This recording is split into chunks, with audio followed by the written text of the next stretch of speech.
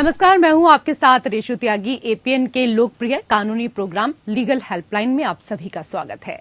इसमें हमारे कानूनी विशेषज्ञ रोजमर्रा की जिंदगी की समस्याओं से जुड़े कानूनी मसलों पर आपकी शंकाओं का समाधान करते हैं। आप भी इस प्रोग्राम से जुड़ सकते हैं और फोन करके कानूनी राय ले सकते हैं। आज हम कार्यस्थल में यौन उत्पीड़न के बारे में आपको कानूनी जानकारी देंगे। कार्यस्थल पर यौन उत्पीड़न कामकाजी महिलाओं के लिए एक आम समस्या है। देश में हर दिन किसी न किसी दफ्तर में कोई न कोई महिला इस समस्या से सामना करती है। तमाम कानूनों और सख्त नियमों के बावजूद साल दर साल ये बढ़ता जा रहा है। वर्क प्लेस या दफ्तर में महिलाओं के साथ होने वाली यौन शोषण की घटनाओं को रोकने के लिए कई कठोर कानून मौजूद हैं। इसके बावजूद कई महिलाएं अपने दफ्तर में सेफ महसूस नहीं करती, क्योंकि उनसे छेड़छाड़ कुछ ऐसे तरीके से होती है कि उनके मन में एक द्विधा की भावना रहती है कि वह इसे यौन शोषण मानकर शिकायत करें या नहीं। कार्यस्थल पर महिलाओं के साथ यौन उत्पीड़न रोकथाम निषेध और निवारण अधिनियम 2013 है, जिसे पॉश भी कहते हैं। पॉश कानून के तहत 10 या अधिक कर्मचारियों वाले हर एक कार्यालय में यौन प्रताड़ना की शिकायत के लिए आंतरिक समिति का गठन करना आवश्यक है। ये समितियां शिकायतों का निपटारा करती हैं और लिखित माफी से लेकर नौकरी से निकाले जाने तक की कार्रवाई की सिफारिश करती हैं, जो पुलिस के पास आपराधिक शिकायत दर्ज करने के मुकाबले एक विकल्प प्रदान करता है। इस कानून के और भी कई प्रावधान हैं जो कामकाजी महिलाओं को कार्यस्थल में सुरक्षा प्रदान करते हैं। आज हम इसी विषय पर आपको जानकारी देंगे। हमारे साथ जुड़ी हैं अधिवक्ता डॉक्टर स्वाति जिंदल जी। आप सुप्रीम कोर्ट में वकील हैं। बहुत बहुत स्वागत है स्वाति जी आपका। तो अगर आपका इस मसले से जुड़ा कोई भी सवाल है तो आप फोन करके राय ले सकते हैं। फोन लाइंस खुल चुकी हैं। 2 नंबर आपकी टीवी स्क्रीन पर 01206127 एक और नंबर आपकी टीवी स्क्रीन पर है 01206127 और इसके साथ ही नीचे जो नंबर दिया हुआ है ये मुफ्त कानूनी सलाह के लिए है। आप कभी भी मुफ्त कानूनी सलाह के लिए कॉल कर सकते हैं 8377009645 पर। तो आज हम महिलाओं को लेकर यहाँ पर बात कर रहे हैं। कार्यस्थल में यौन उत्पीड़न से जुड़ी जानकारी हमें स्वाति जी देंगी, लेकिन इसके अलावा भी अगर आप कोई कानूनी जानकारी हासिल करना चाहते हैं तो नीचे दिए गए नंबर पर आप मुफ्त सलाह ले सकते हैं और डायल कर सकते हैं 8377009645।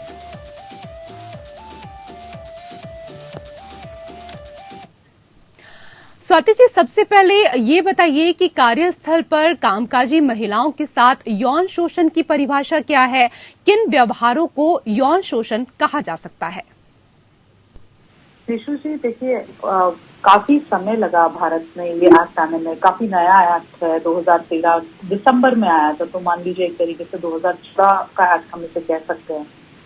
इस एक्ट में पहली बार यौन शोषण कार्यस्थल जो महिलाओं का जो इनको सामना करना पड़ता है उसको परिभाषित किया गया। परिभाषा की कहीं ना कहीं ली गई जो इंटरनेशनल कन्वेंशन हैं वहां से, या विशाखा केस में गाइडलाइंस पास करी थी माननीय उच्चतम न्यायालय ने। उसके हिसाब से यौन उत्पीड़न किसे कहते हैं, यौन शोषण कार्यस्थल पर किसे कहते हैं, उसको परिभाषित किया गया था बाकायदा इस एक्ट में।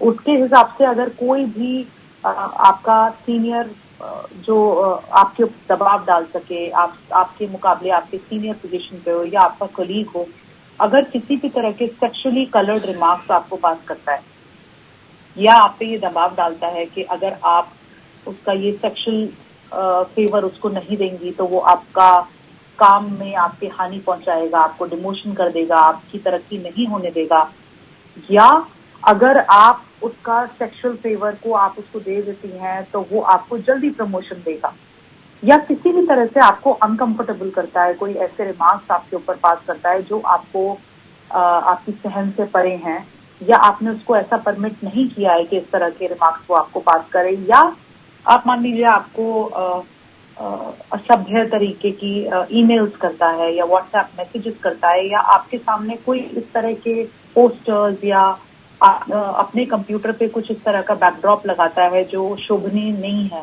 जी। जो एक महिला के लिए अच्छा नहीं है देखना, ये सारे ही उस कार्य यौन उत्पीड़न के दायरे में आएंगे। और ये सब बहुत अच्छी तरह परिभाषित किया गया है इस एक्ट में, क्योंकि आज तक जैसा आपने बहुत खूबसूरती से आपने कहा है कि महिलाओं को कई बार यही अंदाजा नहीं होता कि उनके साथ यौन शोषण हो रहा है या नहीं। वो एक दुविधा में रहती हैं, कहीं ना कहीं वो अपने आप को ही क्वेश्चन करती हैं कि शायद मुझे ऐसा लग रहा है पर मेरा यौन शोषण हुआ है, मुझे अनकंफर्टेबल तो लगा, बट कहीं ऐसा तो नहीं है कि ये एक नॉर्मल परिस्थिति हो और मैं दिल का ताड़ बना रही हूँ। कहीं ना कहीं इंडिया में क्या करा गया है, इस सिचुएशन को इतना नॉर्मलाइज कर दिया गया है कि एक महिला को यही कहने में हिचक होती है कि उसकी यौन पीड़न हुई है उसके कार्यस्थल में, क्योंकि उसको कहीं ना कहीं ये भी डर रहता है कि अगर अपने घर वालों को वो ये बात खुल के कहेगी तो कहीं पर काम पे जाना ही बंद ना कर दिया जाए। बिल्कुल सही आपने कहा। और कई बार जो अपने साथी हैं उनसे भी महिलाएं इस तरह की चीजें शेयर नहीं कर पाती हैं। ये बताइए स्वाति जी कि जब यौन शोषण या प्रताड़ना होती है तो किससे शिकायत की जा सकती है? अगर हम इस एक्ट के हिसाब से देखें रेशु जी, तो इसमें क्योंकि देखिए एक बहुत बड़ी प्रॉब्लम है, महिला को यही नहीं समझ में आ रहा है कि उसका शोषण हुआ है या नहीं हुआ है। मान लीजिए वो श्योर है कि उसका शोषण हुआ है, अब उसको ये नहीं समझ आ रहा कि वो किससे करे। उसको बहुत ही हिचक होती है, क्योंकि ये बात इतनी कई बार सामने वाला यही कहता है भाई तुमने कुछ करा होगा, इसीलिए सामने वाले को ये हिंट मिला वो तुम्हारा शोषण करे। हो सकता है तुमने क्या पहन रखा था, ऐसे कैसे कपड़े तुमने पहन रखे थे जो आज तक और किसी महिला का तो ऑफिस में नहीं हुआ, तुम्हारा ही क्यों हुआ है। तो ये चीज क्योंकि इन इश्यूज की सेंसिटिविटी इतनी होती है, इस एक्ट में एक आंतरिक कमेटी, इंटरनल कमेटी बनाने के निर्देश दिए गए। तो मैंडेटरी हो गया है जहां पर भी 10 कार्यकर्ता हैं किसी ऑर्गेनाइजेशन में, उसके लिए स्टैट्यूटरीली मैंडेट है, उसको इंटरनल कमेटी बनानी ही होगी। वो इंटरनल कमेटी बनी है, इस बात की जानकारी सभी को होनी चाहिए, ना केवल उस ऑर्गेनाइजेशन में काम करने वाले लोग बल्कि वहां विजिट करने वाले लोगों को भी होनी चाहिए। कैसे होगी वो? वहां पर कोई ऐसी जगह जहां सबको साफ तौर पे दिखाई दे, एक नोटिस लगाना पड़ेगा कि एक ऑर्गेनाइजेशन में एक ऐसी आंतरिक कमेटी है, उसके मेंबर्स ये हैं और उन सबके नंबर्स, कॉन्टैक्ट नंबर्स और ईमेल आईडी। और अगर तो अभी लेटेस्ट एक जजमेंट माननीय उच्चतम न्यायालय ने ये दिया है कि अगर आपके पास आपके ऑर्गेनाइजेशन की एक वेबसाइट है तो आपको जाहिर तौर पे उस वेबसाइट पे ये इन्फॉर्मेशन देनी पड़ेगी कि आपकी इंटरनल कमेटी के मेंबर्स कौन कौन हैं, ताकि किसी भी महिला को देखिए अगर कोई प्रॉब्लम आती है तो उसका ज्यादा से ज्यादा समय ये देखने में और फाइंड आउट करने में नष्ट ना हो कि मैं अपनी कंप्लेंट लेके कहाँ जाऊं। उसको साफ तौर पे ये पता होना चाहिए कि आंतरिक कमेटी के मेंबर्स ये हैं और मैं इनको अपनी कंप्लेंट दे सकती हूँ। अगर तो उसको नहीं पता चल पा रहा है तो बहुत ही अच्छा इनिशिएटिव एक गवर्नमेंट ने लिया है, शी बॉक्स करके। आप कहीं भी टाइप करेंगे गूगल पे जाके SHE शी बॉक्स, यहाँ पर आप क्लिक करेंगे, आप किस डिपार्टमेंट से हैं, किस एरिया से हैं, आपको क्या कंप्लेंट है, किसके खिलाफ है, सब ड्रॉप बॉक्स में आ जाता है। आप वहां पर अपने घर के कंफर्ट से भी या अपने किसी दोस्त के साथ जो कि कंप्यूटर से वेल वर्स्ड है उसके साथ मिलकर अपनी कंप्लेंट आप दर्ज करा सकते हैं, और फिर वो सरकार की देख है कि वो कैसे उस कंप्लेंट को आगे फॉरवर्ड करे। वो जो भी कंसर्न्ड ऑफिसर होगा, जो भी कंसर्न डिपार्टमेंट होगा, आपकी कंप्लेंट वो अपने आप फॉरवर्ड करेंगे वहां पर, और वहां से आपको फिर रिवर्ट आएगा कि आपकी कंप्लेंट दर्ज हो गई है और उसके ऊपर अब ये कार्रवाई की जा रही है। ये तो आपने बहुत महत्वपूर्ण जानकारी डॉक्टर स्वाति जिंदल यहाँ पर दी, लेकिन इसका प्रोसेस किस तरीके से होता है पूरा, वो भी यहाँ पर महिलाओं को समझाइए कि किस तरीके से अगर उनको शिकायत करनी है तो कैसे वो शिकायत कर सकती हैं, क्या कुछ होना चाहिए उसके भीतर? देखिए, इस एक्ट में सबसे जरूरी जो बात मद्देनजर है वो ये है कि एक महिला जो अपना यौन शोषण की कंप्लेंट डालना चाहती है, पहली बार तो उसको साफ तौर पर अपना नाम खुलकर बताना होगा। एक अज्ञात लेटर लिख के जिसमें किसी के साइन नहीं है, किसी महिला का नाम नहीं है, आप कंप्लेंट नहीं कर सकते। अगर आपने ऐसी कंप्लेंट करी है तो उस पर कोई कार्रवाई नहीं होगी। दूसरी चीज, ये कंप्लेंट आप किसके खिलाफ कर रहे हैं उसका नाम देना भी जरूरी है। अगर आप एक कंप्लेंट लिखते हैं कि भाई मैं इस ऑफिस में आती हूँ और मुझे कंफर्टेबल नहीं लगता, कुछ लोग ऐसे हैं जो मुझे अनकंफर्टेबल बनाते हैं, उस कंप्लेंट पर भी कोई एक्शन नहीं लिया जाएगा, क्योंकि कंप्लेंट करने वाली महिला और किसके खिलाफ वो कंप्लेंट करी जा रही है उसका नाम, ये दो नाम मैंडेटरी हैं। इनके नामों के जाहिर होने के अगर नहीं है स्थिति ऐसी कि ये दो नाम जाहिर किए गए हैं तो कोई कंप्लेंट पे कार्यवाही नहीं की जा सकती। जी। अगर एक महिला ने कंप्लेंट करी है, उस कंप्लेंट के मिलने के 10 दिन के अंदर अंदर जिसके खिलाफ वो कंप्लेंट की गई है, अक्यूज व्यक्ति जो है, उसको उस कंप्लेंट की एक कॉपी फॉरवर्ड की जाएगी जी। और उससे जवाब मांगा जाएगा कि वो बताए कि क्या ये कंप्लेंट उसके खिलाफ करी गई है, उसको अपनी रिप्लाई में क्या कहना है उसके खिलाफ। और ये प्रोसेस जब उससे हम रिप्लाई मांगते हैं, इससे पहले एक प्रोसेस और है कि अगर हम कंप्लेनेंट महिला को बुलाकर उससे पूछें कि क्या वो किसी तरह की सेटलमेंट चाहती है। कई बार देखिए रिशु जी, ऐसी भी स्थिति होती है जब महिला को ये लगता है कि बात इतनी बड़ी नहीं है, अगर कोई ऊपर की अथॉरिटी उस व्यक्ति के ऊपर दबाव डाले और उससे जवाबदेही करे तो हो सकता है वो व्यक्ति अपने कमेंट्स या अपनी अभद्र हरकतों को रोक दे। कई बार महिला यही चाहती कि वो हर अनकंफर्टेबल बनने वाली स्थिति को एक बहुत बड़ा रूप दे दे, उसमें भी उसको कहीं ना कहीं बहुत हिचक महसूस होती है। तो इसलिए एक ही कंसिलिएशन का प्रोसेस भी पॉश एक्ट में दिया गया है। अगर वो व्यक्ति कंसिलिएशन में पार्टिसिपेट कर लेता है और महिला की तसल्ली हो जाती है, उसको ये तसल्ली सामने से मिल जाती है कि वो व्यक्ति आगे से ये हरकतों को रिपीट नहीं करेगा जी। तो महिला के हाथ में है वो ये कंप्लेंट वहीं खत्म कर दे। अगर तो वो व्यक्ति कहता है कि नहीं, मैंने ऐसा कुछ करा ही नहीं है, तो मैं माफी क्यों मांगू या मैं ऐसा प्रॉमिस क्यों करूं कि मैं आगे से नहीं करूंगा, तो फिर इस सिचुएशन में वो कंप्लेंट आगे आएगी। 90 दिन का एक पीरियड है जहां पर वो आंतरिक कमेटी उस कंप्लेंट की पूरी इंक्वायरी करेगी। जितना भी एविडेंस महिला दे रही है या अक्यूज्ड पुरुष दे रहा है, वो सारे एविडेंस को देखा जाएगा और उन सबको मद्देनजर रखते हुए जो भी निष्कर्ष जो भी आंतरिक कमेटी निकालती है उसके बेसिस से वो कुछ रिकमेंडेशंस देगी और वो अपने ऊपर के जो हेड उनके एम्प्लॉयर्स हैं वहां पर जाएगा और फिर अगले 8 दिन के समय में वो उस पर एक्शन लेंगे। जी डॉक्टर स्वाति, आप बहुत अहम जानकारी हमारी तमाम जो महिला दर्शक हैं उनको दे रही हैं आज। यौन उत्पीड़न के केस में अगर महिला कर्मचारी और आरोपी दोनों ही कई साल पहले कंपनी छोड़ चुके हों तो क्या उसी कंपनी में शिकायत दर्ज कराई जा सकती है? देखिए रिशु जी, सवाल आपका काफी अच्छा है। ये एक्ट काफी हद तक बहुत डिटेल्ड है। इस एक्ट में ये बताया गया है कि जो आप कंप्लेंट कर रहे हैं उसका दायरा 3 महीने का है। ऐसा नहीं है कि अनंत काल पहले कोई आपके साथ हरकत हुई हो उसे आप आज उखाड़ दें और कहें कि भाई ओके 2 साल पहले हुई थी बट आज मुझसे सहन नहीं है, आज मैं कंप्लेंट करके रहूंगी। इस एक्ट में एक दायरा बनाया गया है कि जो आपके साथ शोषण जो आप कह रही हैं हुआ है या जो लास्ट जो हरकत हुई है, कई बार ऐसा होता है ना, चेन ऑफ इवेंट्स होते हैं, रोज ही कोई पुरुष आके आपको किसी न किसी तरह का अभद्र व्यवहार आपके साथ करेगा जी। तो जो भी आखिरी उसने व्यवहार करा था, अगर उस दिन से लेकर कंप्लेंट के दिन तक 3 महीने से ज्यादा का समय हो चुका है तो फिर वो कंप्लेंट आप इस एक्ट में नहीं कर सकते। एक एक्सेप्शन दिया गया है कि अगर आप लिखित में ये बता सकें कि आपको कंप्लेंट करने में इतनी देरी क्यों हुई तो एक 3 महीने का एक्सटेंशन और मिल जाएगा आपको। तो ज्यादा से ज्यादा वो घटना जो है वो 6 महीने पुरानी होनी चाहिए। अगर तो ऐसा है तभी आप कंप्लेंट कर सकती हैं इस एक्ट के अंदर तक, और अगर 6 महीने से ज्यादा समय निकल चुका है तो फिर आपको दूसरे जो भी ऑप्शंस हैं वो लेने पड़ेंगे। कानून के अंदर काफी ऑप्शन है। इस एक्ट के अलावा आईपीसी है, तो आप उसके अंतर्गत पुलिस के पास जा सकती हैं, पर इस एक्ट के अंदर आप 6 महीने से पुरानी कंप्लेंट को नहीं ला सकती। जी, ये तो यहाँ पर स्वाति जी समय सीमा को लेकर चर्चा हुई, लेकिन क्या पीड़ित की ओर से कोई और शिकायत कर सकता है? ये भी ऑप्शन इस एक्ट में दिया गया है साफ तौर पे। अगर देखिए कई बार ऐसा होता है कि जिस भी पीड़िता है, महिला जो है, उसके साथ जो भी हरकत हुई है उससे उसकी मानसिक तनाव या एक डिप्रेशन की स्थिति ऐसी आ जाती है, हो सकता है वो मेंटली या फिजिकली इस लायक ना हो, इस काबिल ना हो कि वो अपनी क्लेम को आगे ले जा सके। तो ऐसे में जो भी एक ऐसा व्यक्ति है जो उसका शुभचिंतक हो, उसका कोई रिश्तेदार, उसकी कोई दोस्त, उसके बिहाफ पर कंप्लेन कर सकती है, बट उसकी जो पीड़िता है उसकी सहमति शामिल होनी चाहिए।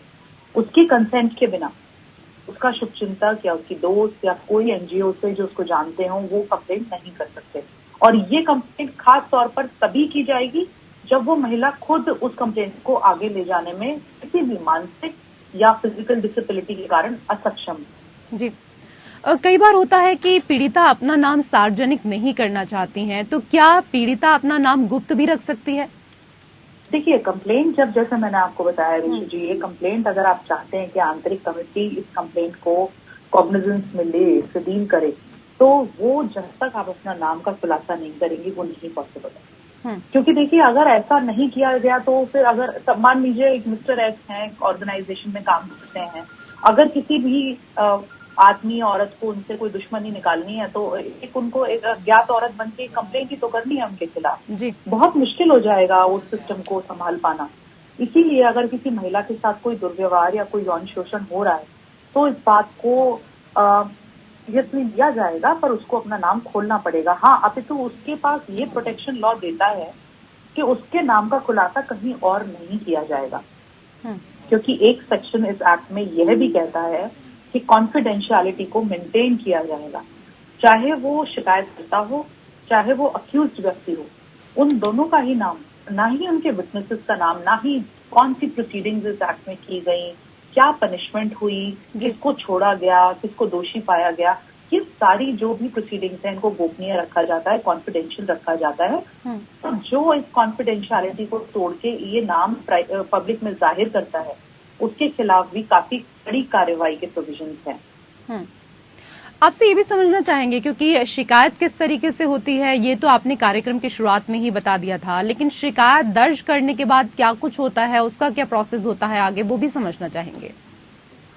देखिए, मान लीजिए एक महिला ने शिकायत करी, शिकायत जैसे ही आंतरिक कमेटी के मेंबर्स को मिलती है उनके पास 10 दिन का समय होता है। बहुत ही टाइमलाइन इसकी काफी स्ट्रिक्ट है जी। इन 10 दिनों के भीतर उनको पहले तो महिला से ये पूछना पड़ता है कि क्या वो कंसिलिएशन के लिए तैयार है। अगर वो कहती है कि हाँ वो कंसिलिएशन के लिए तैयार है तो 10 दिनों के अंदर वो कंप्लेंट तो किसी भी अक्यूज व्यक्ति को फॉरवर्ड की जाएगी। अगर महिला चाह रही है कि वो कंसिलिएट करे तो अक्यूज व्यक्ति को भी मौका दिया जाता है, उसको अपॉर्चुनिटी दी जाती है। अगर वो मान जाता है कंसिलिएशन के लिए तो एक मीटिंग होगी, किसी सहमति से अगर सेटलमेंट होगी तो हो गई, वो कंप्लेंट जो है वो वहीं बंद हो जाती है। बट अगर किसी भी कारणवश कह लें कि महिला सेटलमेंट को नहीं मानी या जो अक्यूज व्यक्ति है वही सेटलमेंट को नहीं माना, ऐसा भी होता है कई बार, वो कहता है कि भाई हमने कुछ नहीं किया, आप करिए कार्रवाई पूरी, हम बरी होंगे, हमें पूरा यकीन है और इस महिला के खिलाफ हम ये कंप्लेंट दायर करना चाहते हैं कि इसने हमारे खिलाफ झूठी कंप्लेंट दायर की है। तो ऐसे केस में फिर इंक्वायरी स्टार्ट होगी। 10 दिन के अंदर अंदर जो अक्यूज व्यक्ति है उसको अपना जवाब दाखिल करना होगा। फिर पूरा 90 दिन का पीरियड दिया जाता है आंतरिक कमेटी को कि वो एविडेंसेस रिकॉर्ड पे लाए, दोनों तरफ की बातें सुने और उन सभी चीजों को मद्देनजर रखते हुए एक निष्कर्ष पे आए। और वो जो रिकमेंडेशंस वो देती हैं क्या हो सकती हैं 4 से 5, या तो वो कहेंगी कि ऐसी कोई घटना घटी नहीं, या वो कहेगी कि ऐसी कोई घटना घटी या नहीं घटी, जो भी एविडेंस हमारे सामने आया है इस बात से हमें पता ही नहीं चल पा रहा। क्योंकि देखिए ये घटनाएं जो होती हैं ये जाहिर तौर पर 10 लोगों के सामने तो होती नहीं है जी, कहीं ऐसे किसी अंधेरे कोने में या बंद कमरे में होती हैं जहाँ कोई विटनेस ना हो। तो कई बार जो सबसे बड़ी प्रॉब्लम इन कमिटीज के सामने आती है वो यह आती है कि वो कैसे पता करें कि ये हुआ या नहीं हुआ, because it becomes a question of he says versus she says. महिला ये कह रही है, पुरुष ये कह रहा है, कोई तीसरा व्यक्ति उनकी बात को प्रूव करने के लिए है ही नहीं जी। तो एक निष्कर्ष कई बार ये भी निकलता है कि कमेटी कहती है लैक ऑफ एविडेंस की वजह से हम ये बात जान ही नहीं पा रहे कि सच बोल रहा है कौन झूठ बोल रहा है। तो ऐसी स्थिति में काफी बार कमेटी ये भी कहती है कि भाई ये जो महिला है जिसने कंप्लेंट करी है और जिस पुरुष के खिलाफ ये कंप्लेंट हुई है इनको अलग अलग डिपार्टमेंट में ट्रांसफर कर दिया जाए, इनका आमना सामना ही ना हो, इनको कभी साथ काम करने को ना बोले, इनको दूर दूर रखें। उनको लगता है भाई दूर दूर कर दो प्रॉब्लम सॉल्व हो जाएगी। अगर तो वो कंप्लेंट प्रूव हो जाती है कि हाँ वाकई पुरुष ने ऐसा व्यवहार किया है जी। तो या तो डिपेंडिंग के क्या व्यवहार है, देखिए उसको भी देखना पड़ेगा। किसी ने अगर एक चीज चुराई है तो उसको जाहिर तौर पे आप उसको मृत्यु दंड तो नहीं दे सकते। तो जो उसने व्यवहार किया है उसकी क्या सीरियसनेस थी ये देखते हुए उसके ऊपर पनिशमेंट से लागू की जाएगी, चाहे वो एक रिटन अपॉलजी हो, माफीनामा हो, या फिर हो सकता है उसको सस्पेंड कर दिया जाए कुछ समय के लिए जी। हो सकता है उसका डिमोशन हो जाए, उसकी सैलरी कट हो जाए, उसका इंक्रीमेंट रोक दिया जाए, या फिर अगर बहुत ही उसने कोई सीरियस अभद्र व्यवहार किया है तो हो सकता है उसको नौकरी से निकाला जाए। जी, अभी आपने झूठी शिकायतों को लेकर यहाँ पर चर्चा की। इस तरह की जो फर्जी शिकायतें आती हैं तो ये कानून उससे किस तरीके से निपटता है, ये भी आपसे समझना चाहेंगे। देखिए रेशु जी, काफी लोगों ने एक ये इल्जाम मैंने भी लगाया है कि ये जो लॉ है, पॉश एक्ट है, ये एक तरफा एक्ट है, ये एक महिला प्रधान एक्ट है। इसमें कोई दो राय नहीं है कि महिला प्रधान एक्ट है। महिलाओं की सुरक्षा को देखते हुए बनाया गया है। उनकी वर्कफोर्स में पार्टिसिपेशन इतनी बढ़ रही है कि उनकी सुरक्षा किस तरह हो, वो कैसे उनको हम उत्साहित करें कि वो आगे से आगे बढ़कर देश की डेवलपमेंट में अपना योगदान प्रदान कर सकें। जरूरी तौर पर इसीलिए ये एक्ट बना है। बट एक ऐसा भी तबका है सोसाइटी का जो ये कहता है भाई इस एक्ट को एक दो धारी तलवार के रूप में, एक वेपन के रूप में पुरुषों के अगेंस्ट यूज किया जा रहा है। और काफी सारे देखा गया है कि ऐसा भी होता है। अगर एक महिला को अपने सीनियर से कोई भी ग्रीवेंस है, हो सकता है सीनियर ने डांट लगाई हो, काम अच्छा ना हो, या काम से भागने की महिला कोशिश कर रही हो, चाहती हो कि उसके ऊपर कम प्रेशर दिया जाए। कई बार अनजाने में भी महिला किसी के उकसावे में आकर कंप्लेंट कर देती है। और कई बार ऐसा होता है कि वो एक मिसकंडक्ट की कंप्लेंट होती है, बट उसको सेक्सुअल एक रूप दे दिया जाता है और उसको सेक्सुअल कमिटी में घुसा दिया जाता है।